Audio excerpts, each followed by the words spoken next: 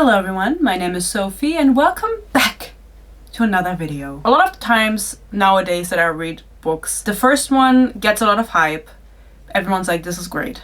I love this so much. But it's very repetitive and very similar to other books that you read. And so immediately you know how it's gonna end. And so I feel like I'm never inclined to pick up the sequel. Because I'm like, I know where this is going. There's not much you can do to impress me at this point. So that's why I picked up Brimstone. I don't really know, I didn't really think of an intro. I saw that it came out when I was at the store and I remember talking about it because the covers were changed from the original handsome man with the butterflies to Brimstone. The first book was Quicksilver by Callie Hart. This one is Brimstone by Callie Hart. I read Quicksilver, I reviewed it. Everyone said this is the new Fourth Wing. Nothing is the new Ekatar anymore. Everything's the new Fourth Wing. Sorry, Jamas.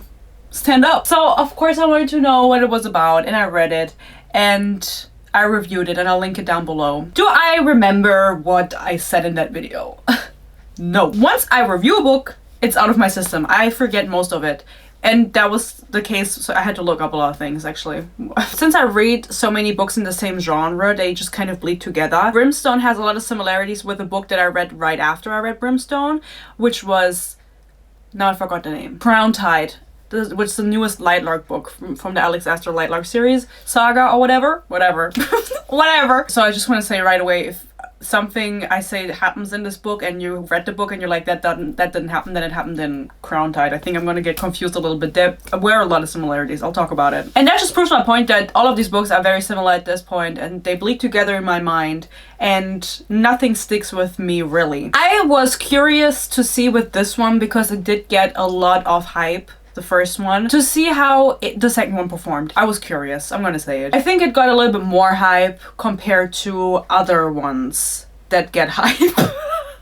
I'm looking at what books I reviewed to give you an example of what sequel I wouldn't care to read. One Dark Window, for example, a lot of people really liked that book. Obviously, I would never be inclined to read the second one. I don't care. With this one, since it got a lot of hype, I wanted to know if the second one lived up to the hype. I think that's self-explanatory. Anyway, I read it. Did it live up to the hype? No. Let's get into it. Also, I do want to say, if you like this book, if you like the series, that's great. Love you so much. I didn't. Everything I say is my opinion, and this is not supposed to be an attack on the author, maybe a little bit, but just like... I have reasons. Nothing I say is fact and this is all just for entertainment purposes only. Curiosity killed the cat, but I'm still standing. So that's all I'm gonna say. Quicksilver was indie published by Callie Hart, who had previously published other series. I think The Psycho Killer, maybe that's just the name of the first book, but maybe it's the name of the series. I hadn't heard about them before. Quicksilver was the first time that I heard about Callie Hart, but she had a bunch of published books under her belt already.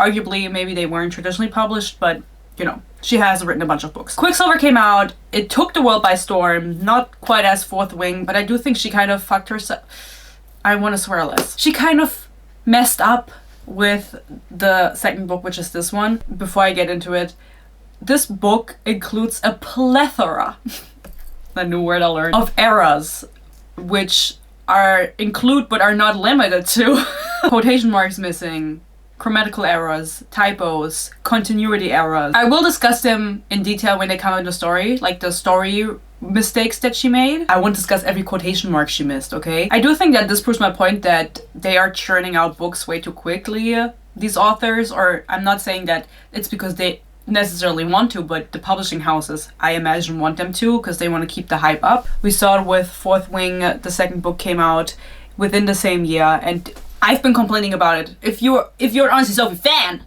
you know. If you're my fan. I've been saying they shouldn't do that. The authors are under way too much pressure to put out books quickly, especially with books that are supposed to be high fantasy and I imagine are trying to take themselves a little bit seriously. You cannot keep your quality up if you're publishing two books of the same series in the same year. It doesn't make any sense. Though I do have to say that maybe for this book it isn't as viable, this argument, that you know, she was stressed out from writing and everything, and maybe it was, but as I mentioned earlier, the first book was indie published and then picked up by a publisher. And because it was picked up by a publisher, they pushed back the release date of the sequel. I'm no expert on the publishing process. Quite frankly, I don't know anything about it. Maybe some people watching this work in the publishing industry and can give us more insights. Brimstone was supposed to be released last, so 2024, September, October. We now have 2025, November. Quicksilver was released at the beginning of 2024, just a few months before that. Because it was picked up by a traditional publishing house, they then pushed back the release of Brimstone. I think they re-released Quicksilver maybe July of 2025 with the new covers that I discussed in like a podcast episode where they changed it, and there was a bunch of people like complaining about it. So then it would be published again traditionally, there would be hype again, hopefully, and then I imagine that, I don't know if this is actually the timeline they planned, I'm just assuming they could publish the sequel and have it like a seamless release, and that would also give them time to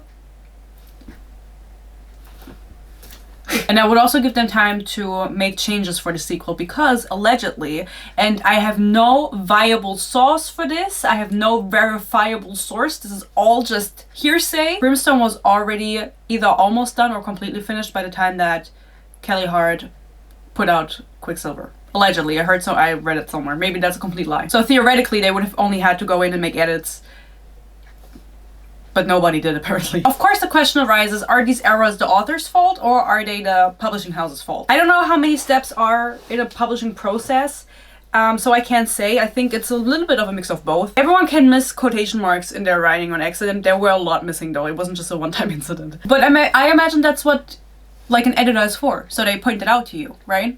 Maybe they didn't. Well, you're gonna say, was a statement made by anybody? No.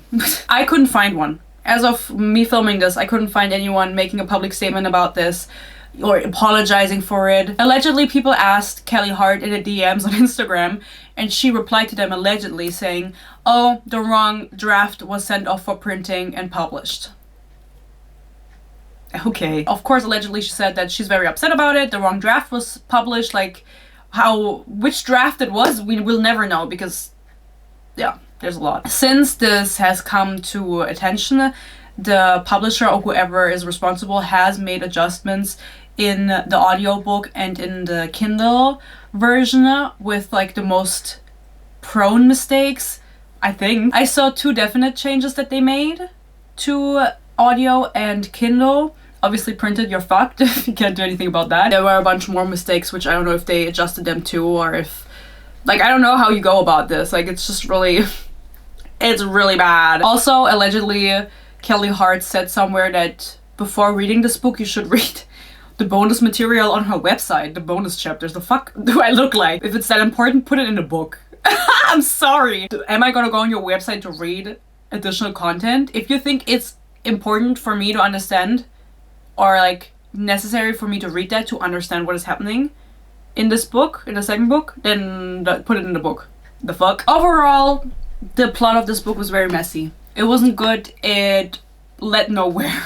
I'm gonna give you a recap once I'm done with these like general things of the first book, so you know, because this starts like right after the first one ended. In this book, they're just going from one place to another, and it does truly just feel like a second book, like a sequel, right? It's been said for years that a lot of books suffer in the sequel, and it's evident now more than ever. I'm talking like I know what I'm talking about. I have no credentials. I just did a vibe check and it didn't pass, you know? So many sequels are just characters going from place to place, because I imagine that if you're an author that writes something like this, you have 2 characters, you want them to fall in love, you do it in the first book because, you know, everything else would be a crime. And you maybe know how you want your series to end, but I feel like they never really planned the middle part. Allegedly, this was also like pumped up to be a trilogy instead of a duology, which absolutely unnecessary. Like, this book could have, and everything would have been fine. I think it might be a good idea if I just read out the note that I wrote down, because I feel like I can't get my words out right now. Overall, the plot is very messy, with characters just going from one place to another the entire book. So while there's a lot happening on page, the plot is virtually not moving forward. And for a long time, I wasn't even aware of who the villain was supposed to be. So true, I didn't know. I didn't remember the issue from the first book that we had, which I don't even know if there was one. She also adds a lot of new characters compared to book 1 that, while seemingly having an interesting backstory, don't actually get any expansion on, so that all just feels very underdeveloped. So true. We are told about their backstory and oh, they've been fighting together forever. I love them. But we're not shown any of this, which is a typical syndrome of fantasy books. I also don't think that there's a great chemistry between the main characters. Ooh. They only think about how hot the other person is and don't appreciate any of their character qualities. A big issue for me. Even while separated physically, they still manage to meet up in your dreams, in their dreams, which was never expanded on or explained. And they have sex there, so there's never any yearning. Did you get that? For some reason, every fantasy book needs a bond. If it's mates, if it's anybody, any sort of love interest, they always need to be able to communicate telepathically and they need to fuck in dreams. And this is something that also happens in this book where they're like, oh, we're actually physically like engaging because they heal their wounds also in their dreams and wake up with no wounds, but they are still physically separated for like the first third, I would say, of the book.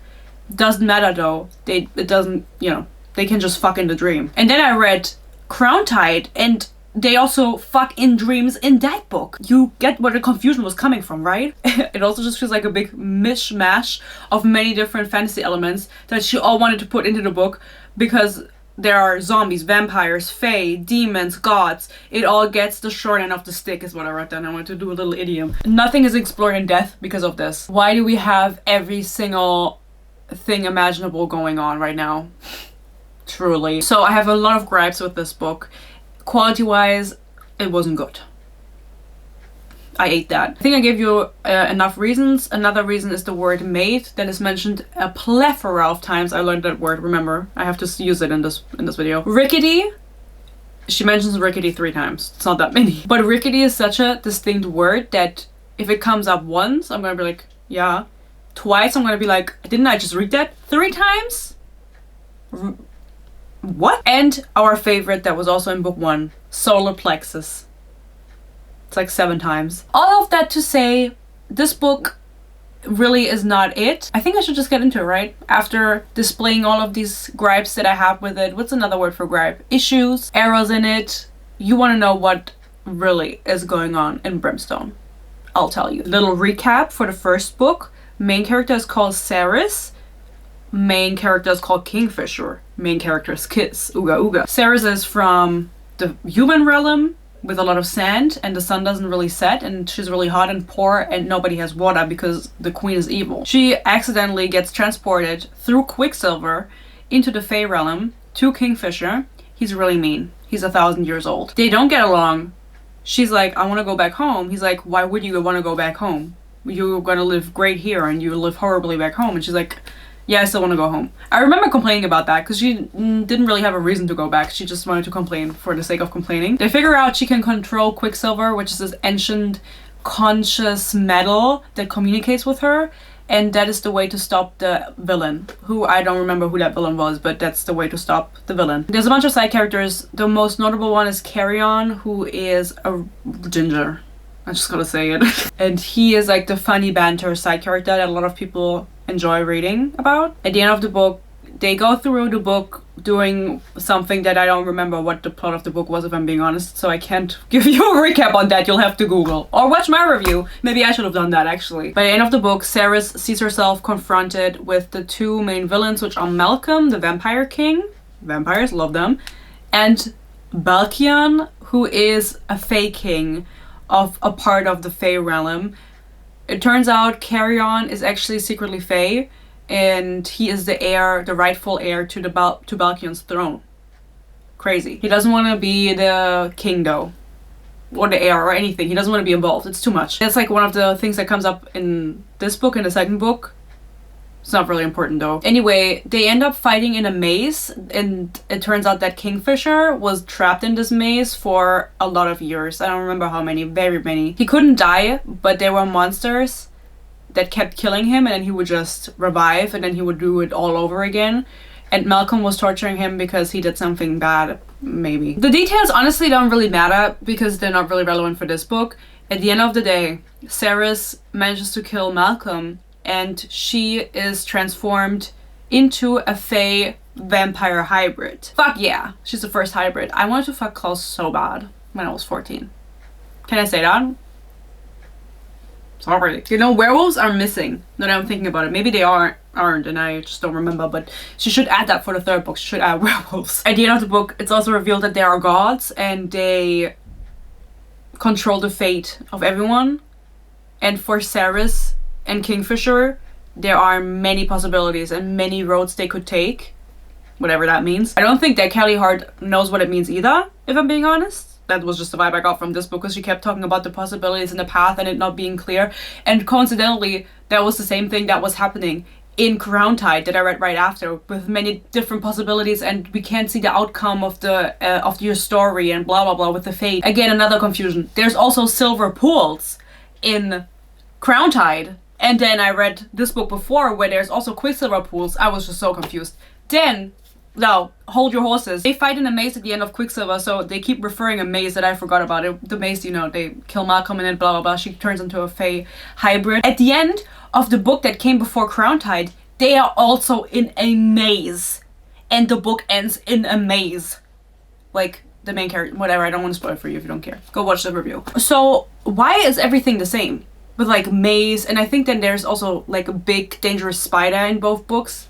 Very confused on the similarities. Alas, I'm not accusing anyone of anything because they released around the same time, so, you know, it's just a coincidence. But it just kind of proves, if I had a penny, well, it's just funny. So that's why I got a little bit confused. I hope you understand now that I told you. So Ceres is turned into a Fae hybrid, and Malcolm doesn't have an heir, so she is to be, since she killed him, she's to be crowned the Queen of the Blood Court, I think it's called. Maybe I made that up. In 2 days' time. And that is how the first book ends. And this one picks up right when she is about to be coronated. No, it doesn't. Just right when the first book ended, like 2 days before the coronation. I don't know why I said right. Carrion is also now a Fae. I don't think I'll be talking about him very much. I'm sorry. I really don't care for him. It's like the banter character, the banter side character. Read about him too many times. I'm kind of a little bit confused right now because I do have a tampon in and I don't know how long I've had it in for, and I'm afraid I'm gonna get toxic shock syndrome. So maybe I should do something about that. So as I said, when the errors come up, the continuity errors, I will talk about them when the scenes come up. They're not coming up right now yet. The book starts with a... What is the opposite of epilogue? Prologue. It literally says it right here. Sorry. It's a prologue of Kingfisher seeing a fox outside. If you don't remember, Ceres has a fox sidekick that she found in the mountains. His name is Onyx. He's outside. He somehow got there. They're like in a completely different locations. How exactly those locations are connected, I don't know, because I don't look at maps. I can't even pinpoint like countries in my own world on a map. Why would I, you know? Okay. The fox is outside. They are currently in the Blood Court, so there are like no living beings in the Blood Court because it's all vampires, and anything that lives they want to fucking eat. Kingfisher sees how the fox is being chased by feeders who are like vampires that aren't really conscious, they just want to consume. So he chases after the fox and saves him. That's how the book starts. He saves him, he brings him to Sarah. We have dual POV right from the start. It goes, "You sacrificed that magic then to help him?" Ceres asked. God, she was so fucking beautiful. The moonlight painted her skin silver until she looked like she was glowing. Okay, you just saved the fox, like, why are you just thinking about her beautiful boobs? No, you won't. I wanted to say you will notice that in this book, but I'm not gonna talk about it every time it comes up, so you won't notice. You'll only notice what I talk about. Am I a reliable narrator? I don't think I am. There were so many sequences in this book that were just paragraphs on paragraphs of them gushing over one another. And I talked about this also in Crown Tide because it's the same in Crown Tide. Sorry that I keep comparing them so much, but that's just like, this back-to-back comparison is so insane because they're so similar. They keep talking about their significant other to each other or in their heads all the time, and they keep trying to find like new superlatives to describe how beautiful they are or how hot they are or how sexy they are. I fucking get it. Can you tell me something else you like about them? Maybe? One thing? No? Okay. Whatever. It just gets to a point where I would skip it. I couldn't read it anymore. Like, I know she's beautiful. I know he's so handsome. He looks like he's sculpted from marble and shit like that. I don't need to read about it 3,000 times. I get it. I know they think each other is hot. And it's so annoying to me because it just reads like filler. Like, you were trying to get to a word count. Did you get there? I hope you did. I hope it was worth it. He sacrificed a little healing magic that he had, because that's like a magic he can't replenish. It's something he had, and if it's gone, it's gone. To heal the fox, because he was almost dead. And she's like, oh my god, you would do that for me? He's like, yeah, I love you. I would do anything for you. She's like, oh, really? Thank you. You're so hot. I do have to say, a lot of people were complaining about the amount of sex scenes in this book. I didn't even think it was that many. It was like 4. I've read worse, but I'm unimpressed. I wrote down, now that she's a vampire face, she has huge tits. My cheekbones were rounder now, my lips fuller, hips, breast, ass. I'd had all 3 before, but no, I really had them. Thank you for clarifying. I was wondering. 3 males occupied the large dressing room with me, each of them emitting so much testosterone that the air swam with it. Do they know what testosterone is in this world? Do they know about specific hormones? Do they... You get where I'm going? I don't think they know the names of specific hormones, so I don't really know what this is the... They're so manly, you know? Ugh, ooga ooga. Nobody wants her to be queen of this court. Everybody refuses her. They're like, we had Malcolm for 1 billion years. You kill him, you think you can be queen now? She's like, yeah.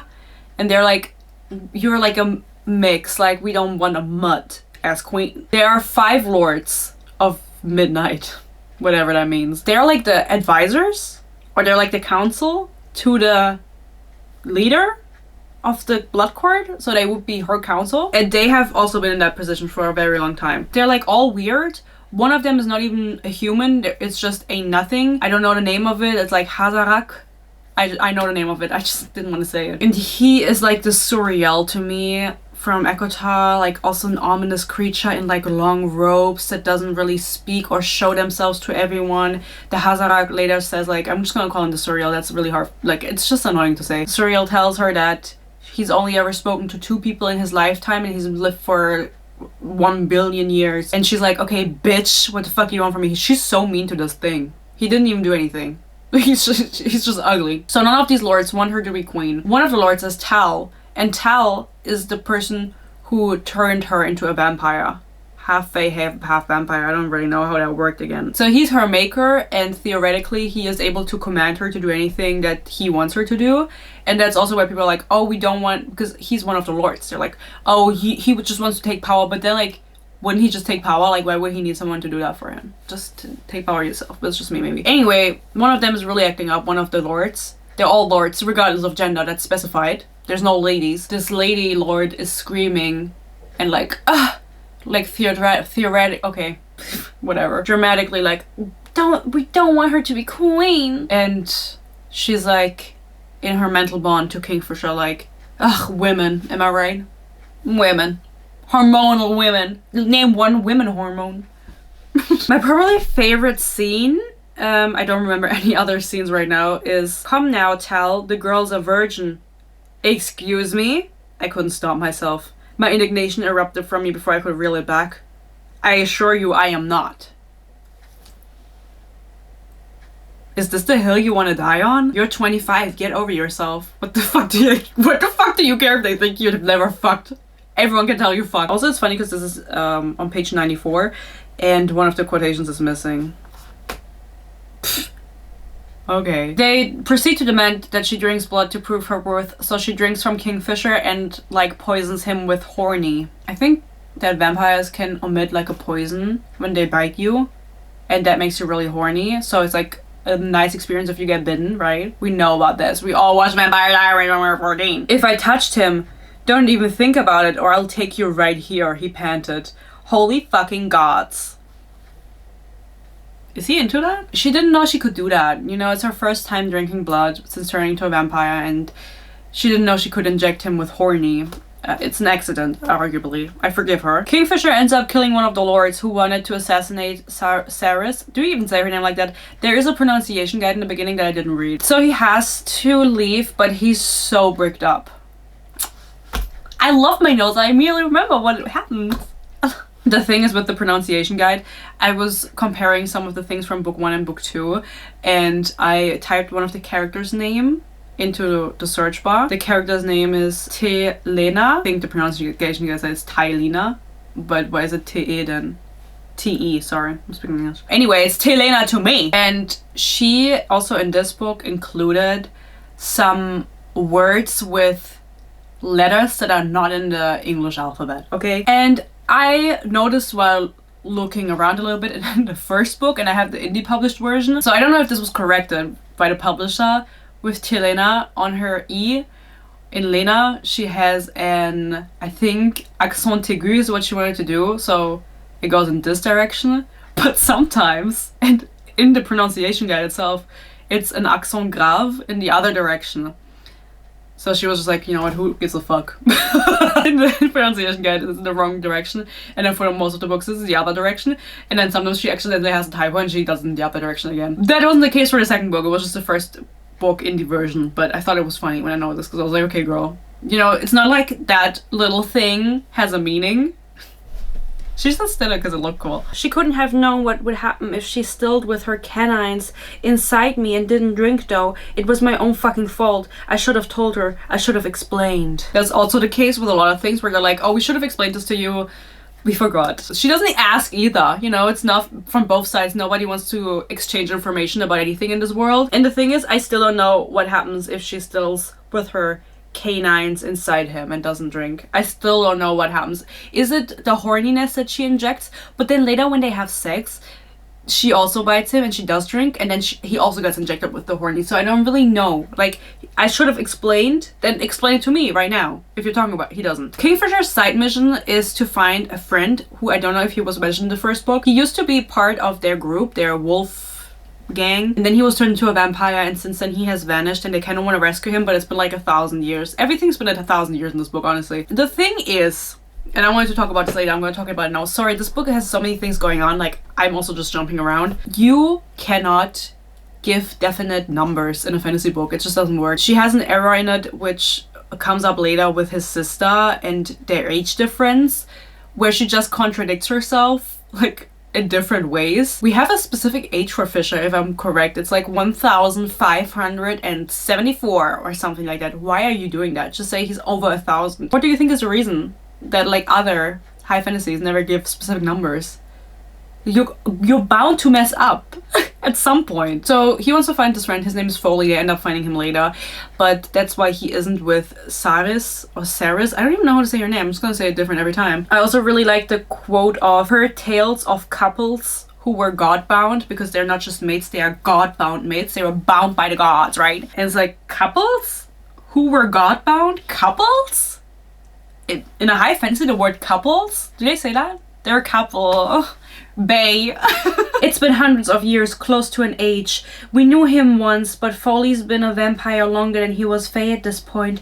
Who's to say he's anything like the person we once fought alongside? Well, why didn't you look for him sooner? I think they give a reason. I just forgot it. I just want to be petty. We have to hope. We need him. His grandfather was one of the last alchemists, because of course Saris is an alchemist. There are no alchemists left, so she doesn't really know what to do. Foley knows more than anyone else about alchemical magics and practices. Thank you for this exposition. I would have forgotten otherwise. They figure out that the new issue for this book, that there are new monsters, zombies, attacking them. In the first book, they were feeders, right? These vampires that are out of their mind, but they could be killed easily. Just fighting them off was no problem. In this book, there are new feeders, and they seem to absorb the power that is being put towards them. So Fisher tries to fight them with his shadows. Oh, I love that every man knows how to use shadows. But when he shoots his shadows at them, they absorb his shadows and like get stronger and kind of use them themselves. And he feels like there's a piece of him missing now. So they don't really know what to do. They cut off one of their heads of these feeders and he still keeps on living. So they're like, we don't know what to do right now. There's also a rot spreading. I don't remember if that was in the first book, but it's a big issue. The floor is lava, basically. It's turning black and rotting and kind of making everyone sick that it touches and turning them into these feeders who can't be killed, seemingly. So they need to figure out how to fix that.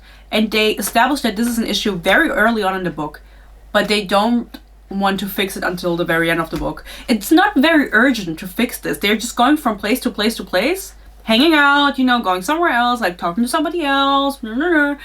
And then in the end, it's like, oh my god, the rod, right? It's like at the castle that we're in. Shit, like we need to do something, guys. So sometimes I forgot that was going on. while I was reading. Like that rot was going on. That was the issue we were trying to fix. Because I think she forgot too. Also another quote, I wanted to be sick. Sorry, I wanted to be sick? Isn't it I was going to be sick? Who am I to say? I'm just a little German girl who doesn't know English very well. Hey y'all, how you doing? This book/video is cursed. Sorry. If I have to bear it, then so do you, because why do I have to sit down and film multiple times for this video? Why? Why do I have to do that? I don't want to do it anymore. I feel like in the first half I was not getting my words out right, so I decided to end it and come back the next day and keep filming, and the middle sequence of that in between got lost. So soon you'll see me again with yet again a different outfit. I hope that's okay. So without further ado, let's continue. Hehe, I rhymed. Somebody needs to explain this to me. I cannot come up with an explanation for this mistake. Basically, a paragraph from the first book got kind of inserted into a random paragraph in the second book. Now, obviously, I don't have the physical version, so I can't exactly see if it would be on the same page, and that is why they got mixed up. I can't explain it. I'm going to read out the original scene first from Quicksilver. Snatching up the gauntlet, I made to tear out of the workshop, but Elroy still had a little speed left in him yet, which is the blacksmith back in the human realm. He grabbed my arm, holding me back long enough to look me in the eyes. Pleadingly, he said, "What if they track you down and realize what you can do? The way you can affect metal?"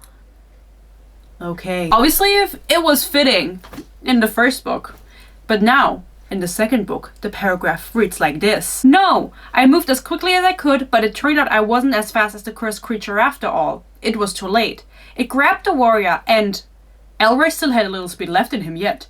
"He grabbed my arm, holding me back long enough to look me in the eyes. Pleadingly, he said, 'What if they track you down and realize what you can do? The way you can affect metal?' Sank its claws into his skull, crushing bone as it wrenched his head to the side and plunged shattered teeth into his neck."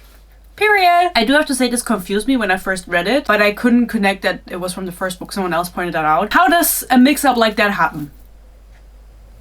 I have no idea. I don't have an explanation for it. Maybe someone can explain in the comments. That's why I'm saying this book is cursed, and so is this video, kind of, because like things keep happening with this video, and that's why it's taking so long to come out. And I feel like this entire video doesn't make any sense. Just as a prerequisite for the rest of the video, nothing happens in this book.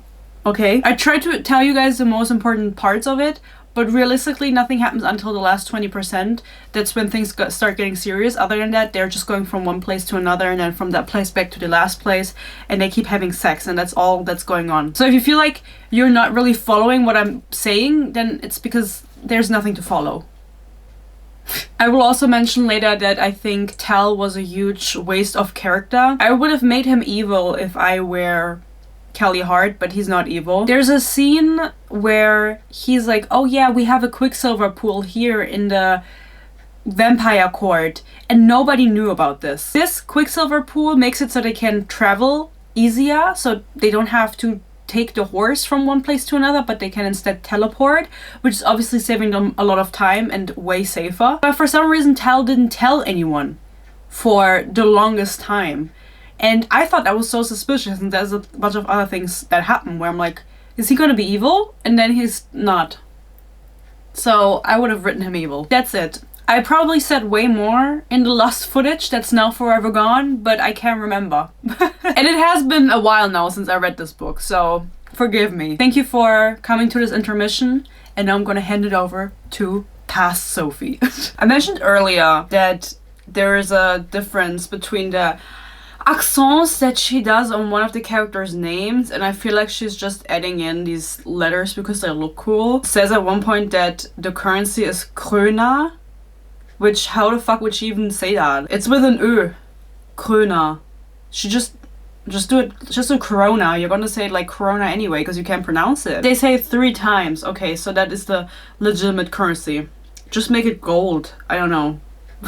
I don't like it. So then we have a big issue, and that is that the new zombies that appeared that absorbed the power when attacked, the feeders, the evil feeders, they have round ears. They are human. Oh my god. That can only mean one thing. There's someone sending humans from the human realm that Ceres is from into the Fae realm, and they are magically altered and something's going on and we need to get to the bottom of this. None of these ancient Fae warriors noticed this, by the way. The indicator was that they have round ears instead of pointed ones. And so of course now the question arises, what are we gonna do about it? Like, we need to get to the bottom of this. So Kingfisher volunteers to go into the human realm and figure out what's going on, and then also get Sarah's brother, because he's still in the human realm and he needs to get him back. She wants to get him back into the Fae world. Simple as that. Carrion then volunteers and he says, I'm gonna come with you because I know the city very well and you need a guide. You need a tour guide, right? And he agrees reluctantly, and they go on to a little adventure. Another major issue happens in a chapter while they're separated. I mean, this is like 10% and they get separated. They are separated for quite a while, actually. Nothing happens while they are separated. It's just Ceres' training and Kingfisher is walking around the human realm. Period. He's just walking around trying not to get caught. So we get alternating chapters, and this is where they still get to meet in the dream and have sex, even though they are separated in different realms. That's what I mentioned earlier, right? I remember that I said that. The issue that came up at this point is they are separated. Carrion and Kingfisher are in a completely different realm than Ceres is. And still in Ceres' chapter, it reads, Loreth was with Carrion in the training hall while he is in the Fae realm. And people are like, huh? I mean, if you're reading a book and you are paying attention, this is going to confuse you. Just like the first scene that I read out with the Elroy dude all of a sudden appearing mid-paragraph. And I do think that they already corrected this part too. So don't fret. All is well. But it just shows that there's a little bit of confusion maybe happening while writing, in my opinion. Obviously, I don't know how many errors are normally in a first draft that an author sends off to an editor. And I don't know if this was a first draft. I don't know what version of the draft this was, because she never made a statement about it. Not that she has to. I would have made a statement. I would have cleared my name. But you have two realms, and you are already getting confused by them. So I hope you're not adding any more in the next book. They're just paper. Tal was solemn, letting his head hang as he pulled out a chair at the end of the long reading table and slowly sat down. He stacked his hands on his stomach, storm grey gaze finding me at last. Aren't we just the same? Made from the same material as the sea and the dirt and the sky? Folded from the scraps of the gods and entrusted with a spark of magic that makes us real? He just ended racism. Tal really is a good guy. I wish he would have become evil at one point. I'm gonna be honest, would have been much better. I would have written him evil. Fisher, meanwhile, says something to Carrion that I'm not gonna read out because it's just made up words. And he goes, I spat under my breath. I hadn't cursed an old fae in centuries, but sinners the situation warranted. And this is just like a keyboard smash. It's not like she's sitting there making up an entire language. I'm just gonna say that. And then from this scene onward, it keeps happening that he keeps speaking in Old Fae and we don't get translations. And I hate when that happens. Am I just supposed to guess what he's saying? Sorry. Ceres finds the long-lost friend that they are looking for. I think I mentioned him earlier. His name is Foley. He was a fae who got turned into a vampire many years ago. Now is the time to look for him, according to Kingfisher. They all have forgiven him. No one has ever been mad at him, but he's been like living in exile or whatever. Nobody knows where he is. They were writing him letters. He never answered. Of course, someone intercepted the letters, turns out. Whatever. Ceres manages to find him. He lives in the library, hidden away. And he's very wary of her at the very wary. There we go. Of her at the beginning. And then someone comes and is like, no, this is Kingfisher's maid. Like, believe her. And he's like, Kingfisher would never take a woman as a maid. Like, brother, man. This is not the Kingfisher that I know. And then the friend is like, the other, I think it's Loreth, whoever that is. No, they love each other. They are God-bound. And then Foley is like, okay, whatever. It's not like I have anything going on for me. He's also vegetarian, actually, which just means that he doesn't drink from humans. He just drinks from animals. So I love Twilight. And she accepts him into the court.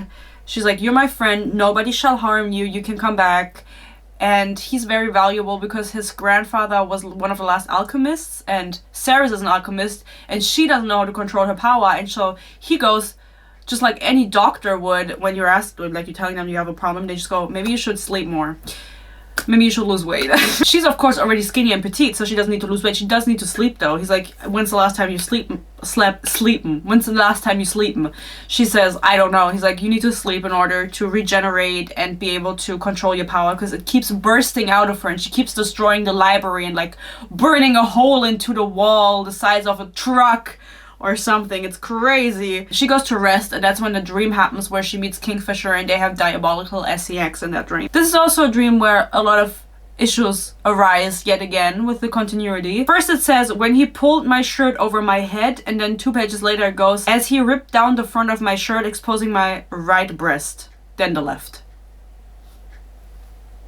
Why didn't he just go like this? So he first takes her shirt off, then he rips it off. 2 pages later it was already off. He's doing double the work. And then he also calls her Nisarin. Or whatever. I should pronounce it a little bit more American. Nisarin. This is not picked up again. She's also not confused by it. She's just like, hell yeah, new nickname. I'll take it. I think I wouldn't have an issue with things like this as much if the character had a reaction to it in the moment, or just at least like a one-off thought where she was like, what did he just call me? I'll ask him later. Doesn't happen. It's not said again. It's not explained. It probably means something in Old Fae, you know, but it's weird to put it in once and then never pick up on it again in the entire book. Not even in a one-off sentence. It's not good, Kelly. After this, he does ask, how did he look? Foley, is he well? He didn't really care about him for like the beginning. He just needed to get off, if you know what I mean. And then he was like, oh yeah, my friend that I've been looking for hundreds of years, like how is he? Priorities. I forgot to mention at one point she also goes to visit Kingfisher's half-sister.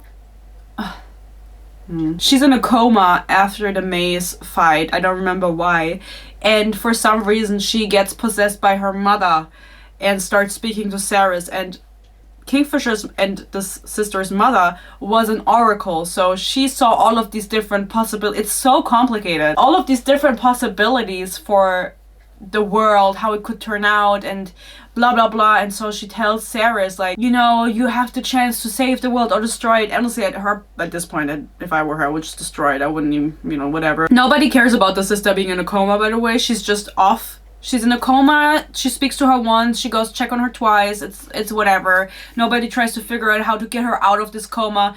She has an entire court to command, right? The vampire court. She could just tell someone to research it. They wouldn't be able to do anything about it. She wouldn't even have to say why. Just go research it. I want to know about it. Nobody is trying to fix this situation at all. Please help the sister. The mother tells her, I left behind a book with a butterfly on it or whatever, and you need to find it, because for some reason she foresaw Saris being with Kingfisher also. She had like dresses made for her in the past so she could wear them. It doesn't really matter. It's so confusing. She says to Saris, you need to find this book. I wrote down everything, but don't share the book with him. Don't show it to him. And she doesn't clarify who she means by him.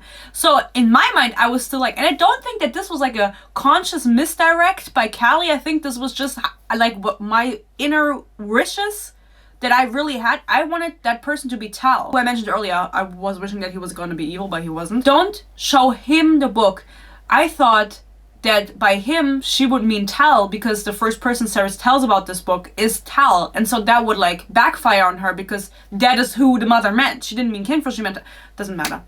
Because it didn't happen. I made that up. There's a random character at one point that made me go, when I read his name is Jackin Prost. Again, with the Ö. Jackin Prost. Jackin? Madigoth?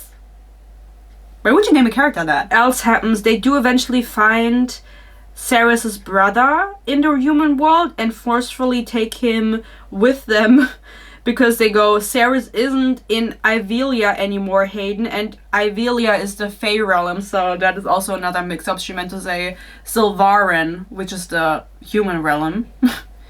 Anyway, they meet the brother, they explain to him a little bit of what happened. He's like, I don't believe you. The queen, the evil queen of their realm, she said that Saris was murdered and then they dragged her body through the streets for everybody to see. But she died a martyr because for some reason she was fighting off like evil people. I don't know if I would drag the dead body of a martyr through the streets. That seemed a little bit contradictory to me, but okay. That's what she would do, I guess. Something else that happens with Kingfisher and Carrion is they fight an ancient scorpion demon in a cave while they are in the human realm. Absolutely no idea why that happens. Felt like a super random fight sequence that didn't really matter in the grand scheme of things. Like, they didn't get anything out of it. Also weird because Carrion has been living there for thousands of years because he was secretly Fae, right? Disguised as a human. Why he didn't know that it was there? That seemed weird to me. It was like the random, I think, Jaqen Proust that I mentioned, Jaqen Madegov, who knew that this was there and Carrion didn't. And I feel like if you live someone for thousands of years, it would know about a scorpion demon living in a cave. There seems to be a whole bunch of different demons that are animals in these worlds, and they all have name and they all have name. They all have names. They all have different names that Kingfisher knows about. Like, he recognizes the scorpion demon, and it made me think, did we know about this? But then I remembered there was like a random spider demon in the first book, I think in the maze, where Kingfisher also knew the name and was like, it was like slightly touched on, but it just was a super random scene that dragged on with them fighting against the scorpion and almost dying, like getting stung and blah blah blah. It's like, you're not gonna die. We're not even 50% into the book. Neither of you is gonna die. I'm sorry, she doesn't have the guts for that. Ceres manages to control the Quicksilver or like make a truce with it. For that, she was kind of fighting with it every time she had to transform something, because she, if you don't know, is making these I don't even know. She's making these keepsakes for people and infusing them with Quicksilver so that these people can safely travel through Quicksilver pools, because otherwise you will die if you go in there without like a protecting thing. Chapter 26, it reads, the molten metal felt like ice around my ankles, cold cut through my boots. And then chapter 27 was Kingfisher, so 26, cold cut through my boots. 27, Kingfisher. 28, it goes, I jumped up my back screaming, hips thrumming with pain, broken chunks of stone cut into my bare feet. Where did your boots go? Did you lose them in the pool? Then at some point, they say the decision had been made, risky as it was, to use the gate to hop from the Blood Court back to the castle where they live. And then this smart person pointed out that should not be a gate, it should be a pool. They couldn't open the gates on this side of the dune, which is something that I wouldn't have known if nobody had pointed out to me, because I don't pay that much attention. Turns out Tal was engaged to Fisher's sister, but left her at the altar for a vampire baddie. That's one note I wrote down. Okay. Anyway, everybody knows about the Fae in the human realm, and they managed to take the brother with great effort. Meanwhile, Ceres is training her power and is overwhelmed after talking to the Suriel. She ends up killing the man that comes through the portal when she accidentally opens it. It's Evil Man, right? And everybody reunites. When Kingfisher comes back, he already knows that Foley is like back around, but he doesn't really care about seeing him. It confused me because, again, I thought that they were good friends back in the day and they were trying to get him back after he turned into a vampire, and it was at least established like that in the beginning of the book. And then when he comes back from the human realm with the brother and everything worked out, he's not like, okay, I immediately gotta see Foley, my ancient friend. It's not until like a couple pages later or a couple chapters later he's like, oh yeah, I should visit him, right? See how he's doing. Maybe you should do that. A little palate cleanser, we have the line, he wasn't just hurt, he was rock solid. Yeah, that's great. They then organize a ball. We are, I think, at this point over 50% in. Nothing is happening. The floor is turning lava and it's spreading and everyone's freaking out about it, but no one's like researching what it could be. Again, Kingfisher went to the human realm to figure out what was going on. I just remembered he went there to figure out what was going on. To get the brother was the first objective, and then figure out what the evil queen was planning and if she was the one like spreading the rot and sending these hybrid zombie humans into the world to spread it. He didn't do that.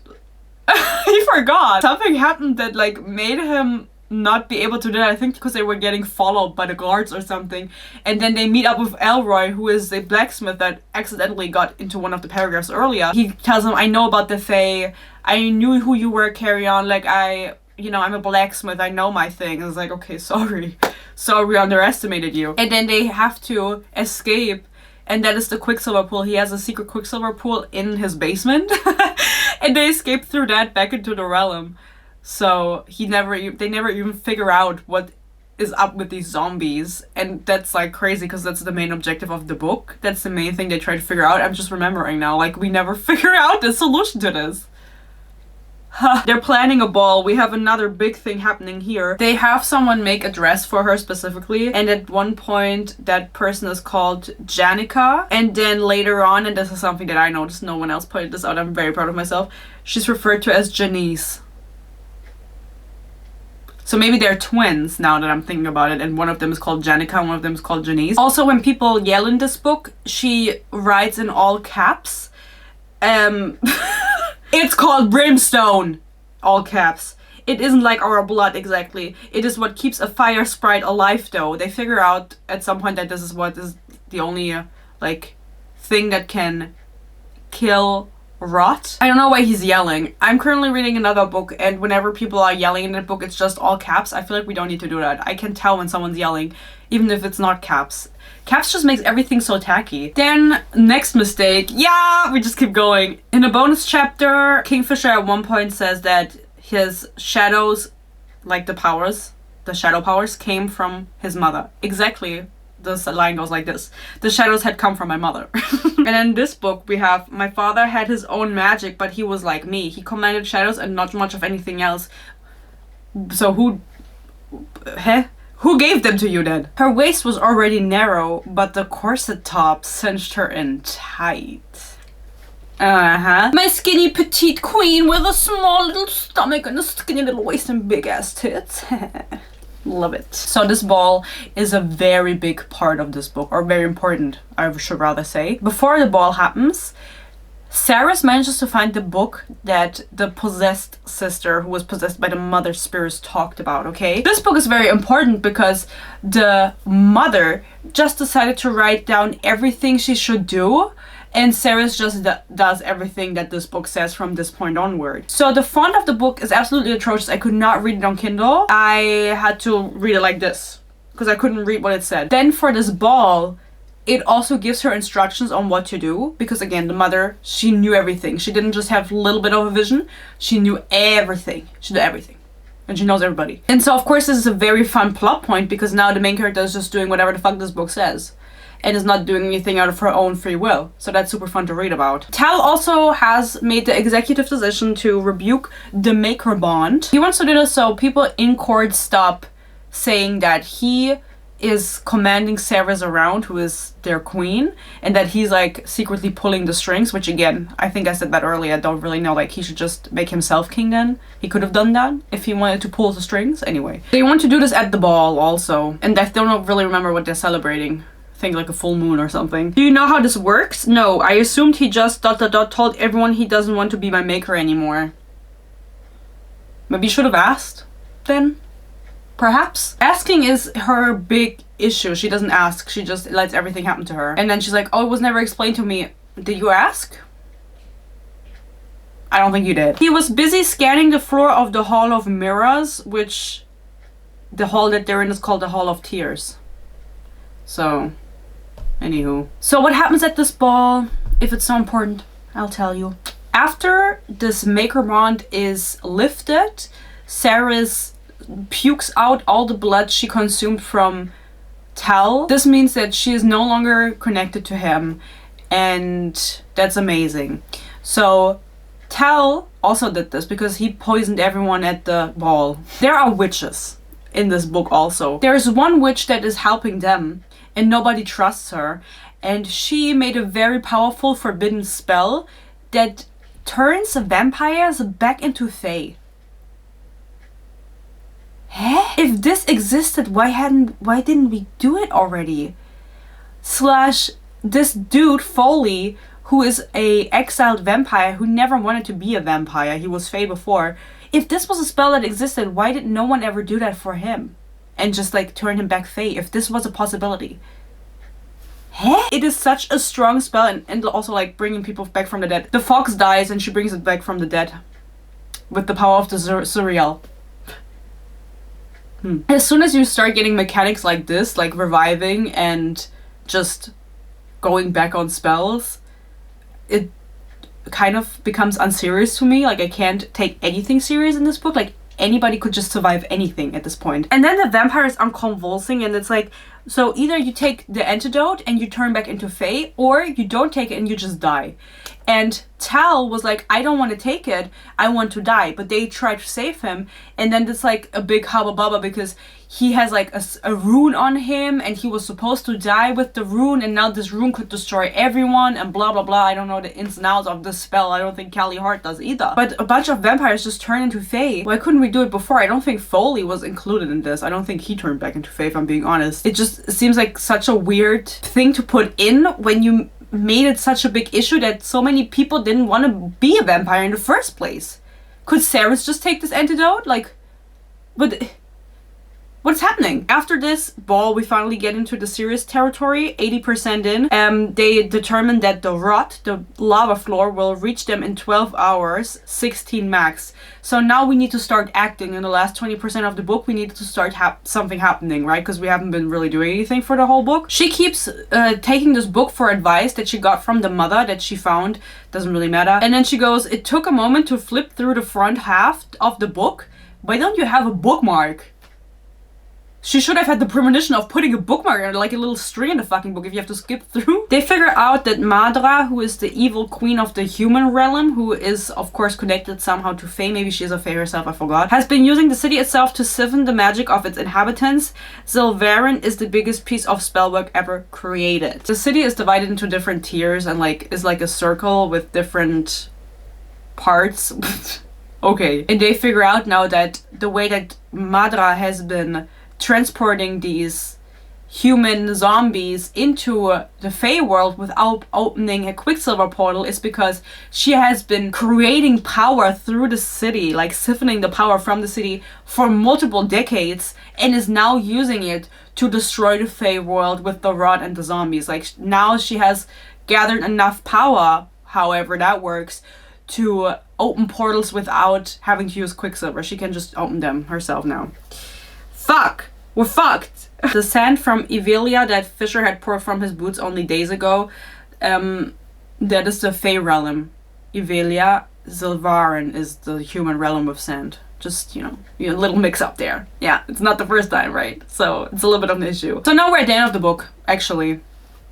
They transport everyone out from the castle that they had been living at, where the rot is coming in 16 hours. Oh no. They teleport them to a different castle, and on the way there, they kind of get intercepted somehow. I don't exactly remember the ins and outs of the interception. It doesn't really matter how we get here, right? It just matters what happens in this scene. And that is, for one, that Kingfisher's real name gets revealed. Fisher is like caught in a tree by Balkion because he swore an oath to him when he was young, so he has to do everything he says, and he tries to kill Fisher, and then Ceres comes and is like, no, I can save him. And then Balkion is like, no, I'm evil, how can you save him? And she is like, I know his true name because his mummy told me in the book, so I can save him, because when you know a Fae's true name, you can release them from any oath. So she goes, Kingfisher of the Ajun Gate, I hereby call you by your true name. I declare all oaths you have sworn null and void. Rise. And now, hold your horses, I know you're really excited to find out his true name. Kyaiden? Sorry. Sorry. Kyaiden Greystar Finfara. That's an ass name. Kyaiden Greystar Finfara. Finfara, obviously, sorry. So I don't know if his name is Kyaiden or Kyaiden. I don't think it's in the pronunciation guide because obviously that would have been a spoiler. I think it's more of Kyaiden. And I love how she added the H like Reese, because it would be boring otherwise if there wasn't an unnecessary H in the name. In honor of the name you were given at birth, rise up and fight, is what she declares. And then it says, the next chapter is Kingfisher, in brackets, Kyaiden Greystar Finfara. Okay. They end up fighting Balkion, right? Now that everybody knows his true name. And he reveals to her that he was oath-bound to Balkion. And this is a little bit confusing. He was oath-bound to him at 11 years old. And then his mother died a week prior to that. But in Quicksilver, they made a declaration that his half-sister was born when he was 14. Doesn't really matter the specifics of it. It just matters that in Quicksilver, it was mentioned that his half-sister who's younger than him, obviously. How was she birthed? I don't remember the exact age that was declared, but it was definitely like a while later. Like, I don't think that the sister was already born. It was like at 14 or maybe even more years later the sister was born. And here it's like, oh no, she died a week after I was 11, or a week before I was 11. I saw some people try to excuse this by saying, well, the mother sees so many different possibilities in this book for them, and she wrote an entire book to tell Sarah's what to do and blah blah blah. Like, this is a conscious decision on Kelly Hart's part to mislead the reader. Mislead. Did I say that? I don't know. Sometimes I don't know what I'm saying. Like, it's a conscious decision to put errors into the book to confuse the reader. I don't think that's what she knew. I just think this is wrong. You're giving her way too much credit. People are also doing that with Fourth Wing. I feel like people are just like, you know, you believe in the good. That's a good thing. You believe in them. That's great. Keep doing that. So I remember now, they then, after the fight with Balkion, decide that they need to go speak to the creatures of the Ajun Gate, which whatever the fuck that was, to bargain with them to get access to Brimstone. And that's the only way they can get access to Brimstone, to destroy the rot that is spreading. Otherwise, they would have to kill all the fire sprites, and they don't really want to do that. They like them. It's kind of like the house elves in Harry Potter. I also like the fact that after his, like, true name is introduced, Kaiden, whatever, Ceres decides that that is just his true name and that is what she will refer to him as for the rest of the book. Never once does she call him Kingfisher again. She immediately does the switch to Kaiden, which is weird. And then, what's even weirder is she calls him Kai. She gives him a nickname for the name that she just introduced 2 pages ago. What? I mean, I get it's his true name, but she should have some hiccups, or at least talk to him about, like, how he wants to be called now. I don't know how it can so seamlessly flow into her verbiage, and giving him a nickname is insane. Like, he just found out that was his name. They're talking to these creatures, and Kingfisher is the one talking. I'm not gonna call him Kaiden. And the creatures go, the other must speak, and Ceres goes, me. I was the other. Well, obviously, there's just nothing else there. Nobody else came with you besides Fisher. What the fuck? So then we have the ending, and I'll just read out the ending paragraph to you guys. If you're wondering after this long ass video what happened in this book, nothing happened besides the rot spreading. I'm just gonna summarize it for you. The rot is spreading, it's destroying the lands, it's making it inhabitable, and they're trying to figure out what to do, and now they're meeting with the solution that, like, or the people that, the creatures that can give them the solution. The ending paragraph reads, who ... are you? Crave choked, which is one of the creatures. Only ... half gods may wield shadows. Ah! Kaiden drew in a deep breath, ignoring the male's question. I've come for a dragon. Oh my god, I forgot there were dragons all of a sudden. He wants a dragon. Okay, maybe they can do Brimstone, I forgot. I've come for a dragon, as is my right. Summon our father. Tell him I've come to make a trade. The end. Oh my god, guys, I just got goosebumps. Kingfisher is a half-god.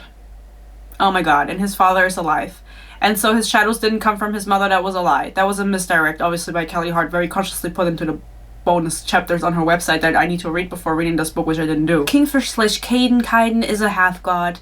Come get out, fetch our father. Fetch our father. I have a deal. I have a trade. I'm so excited for the next book. Should I read it, guys? You tell me. I also have a little bit of a fun fact.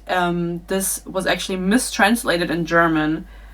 That's on my phone. Wait, that's charging. I have to get it. The German version was mistranslated, and that in the last sentence, and it changed the entire meaning of the last sentence. In the English version, it says, summon our father. And in German, it says, ruf deinen Vater, which means your father. So Kaiden isn't saying it's our father. He's saying it's your father. It's not my father.